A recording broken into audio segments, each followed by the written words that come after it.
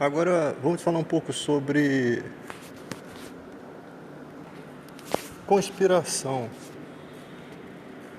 Como as pessoas imaginam essas situações de doenças que surgem, né?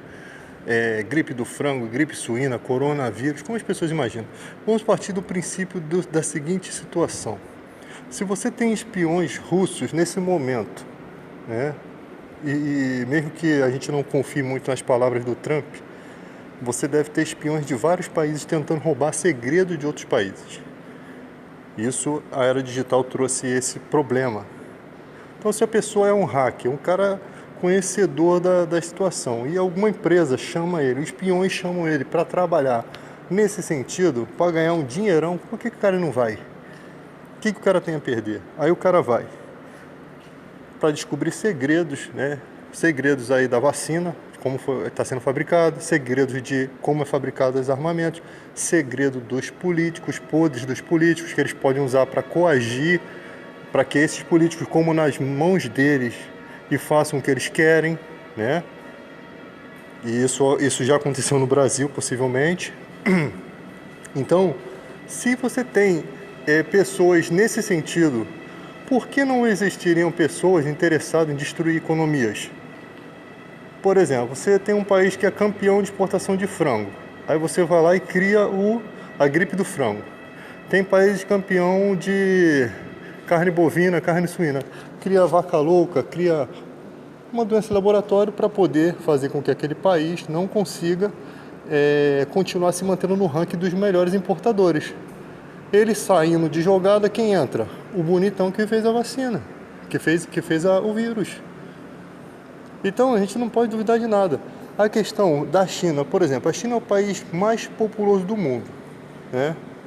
Aí a pessoa fala assim, por que a China está comprando vacina de outro país? Será que ela não ia se importar primeiro com o seu país? A China está numa disputa em que todos os laboratórios dela devem estar envolvidos nessa questão da vacina para ganhar status, para ganhar patente, para ganhar uma série de prêmios, uma série de coisas na história e para se mostrar como um país que fez a diferença. Mas ela não ia se preocupar com sua população? Você tem certeza disso? Será que a China se preocupa com a sua população realmente? A China ganha muitas competições de venda por conta da escravização das pessoas. É o ponto de vista que eu tenho, tá? Pode não ser verdade o que eu estou falando, porque eu não sou cientista político, mas o ponto de vista que eu tenho é que ninguém consegue disputar com a China. É o país mais populoso do mundo. Então, se tem alguém realmente interessado nesse vírus, pode ser que seja a China. Porque o país mais populoso do mundo, a população é um peso para esse país. Principalmente quem? Idosos e doenças, pessoas que são alvos fáceis do coronavírus. Então você acha que realmente eles vão se preocupar com a sua população?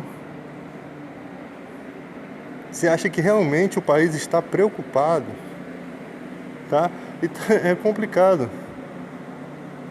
Você tem pessoas vivendo em condições terríveis na China, condições de trabalho horríveis, né? Eu não sei qual é a taxa de loucura lá e de suicídio, eu não sei.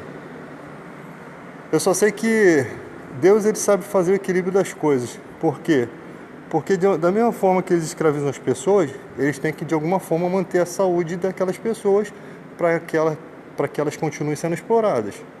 Então, com certeza, eles vão acabar cuidando do ser humano, não porque querem, mas por obrigação, né? Se você tem ali uma vaquinha que dá leite na sua fazenda, e você dá alimento de qualidade para ela, e ela bota 6 vezes mais leite, o que você vai fazer? Você vai cuidar dessa vaquinha, não vai deixar a vaquinha desnutrida, a ponto dela morrer. Então, a morte das pessoas não é um bom negócio para eles, né? Não é uma OLX, não é um bom negócio para eles. Então, e consequentemente, o equilíbrio é deles cuidarem dessas pessoas, criarem direitos e fazer a vontade de Deus de cuidar do cidadão, para que eles possam trabalhar e depois garantir algumas leis, né, de anti-escravidão.